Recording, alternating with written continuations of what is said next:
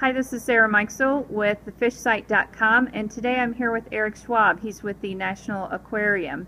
And today we're in New York City. Eric and I participated in a industry panel today for Sustainable Seafood Week held here in New York City. And Eric, why don't we just start by telling me a little bit about the National Aquarium and what you do there? Thanks, Sarah. Our mission at the National Aquarium is to inspire conservation of the world's aquatic treasures. We touch millions of people every year, both in our building as well as through our electronic communications and volunteer projects. We know that one of the ways that we can connect people up to ocean conservation, ocean challenges, is through the seafood that they interact with on a daily or weekly basis.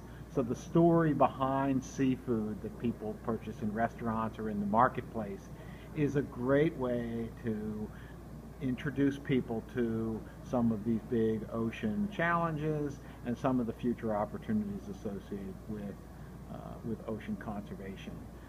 As we look at seafood in this country, a lot of people don't know that 90% of the seafood that is consumed here in the U.S. is imported, and half of that is farm-raised overseas. We have in the U.S. a great story of sustainable management of our wild stock fisheries, one of the most successful stories in the world, but we are underperforming when it comes to taking advantage of the productivity of our waters for aquaculture. And those can be in open waters. We also have great opportunity for aquaculture in closed systems. But fundamentally, as we look to balance out our conservation impact in relation to the food that we eat, we need to increasingly invest in aquaculture in a sustainable, environmentally friendly way in the U.S. As part of how we act as a society and the way that we interact with oceans and our seafood.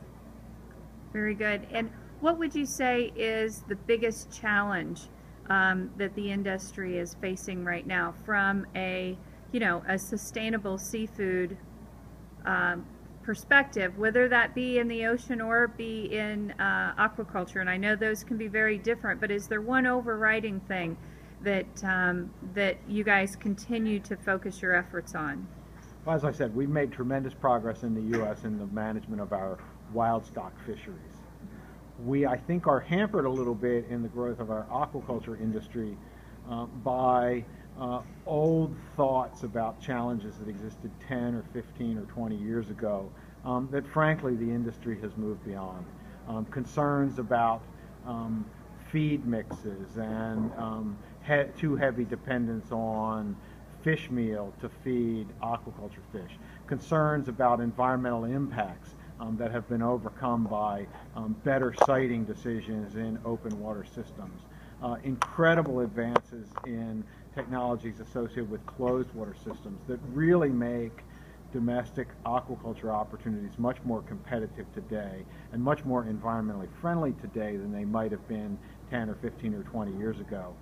Instead, we continue to depend on import of aquaculture products from other places that frankly aren't paying, in many cases, as much attention to the environmental consequences of production as we might be here in this country. We're missing local economic opportunity, and we're exporting environmental impacts overseas. Very good. There was certainly a local message that we heard today from the different panels, I would say, as well. The seafood story is a really complicated one because of the ways that seafood move around the globe. So to bring seafood home locally simplifies the connection between people and their seafood, builds support for not only sustainable production but sustainable aquatic systems inshore and in our nearshore oceans, and frankly brings the economic opportunity associated with seafood production right back into our communities. Very good. Well, thank you so much, Eric, for your time today. You're quite welcome, Sarah. It's a pleasure. This is Sarah Meixel for thefishsite.com.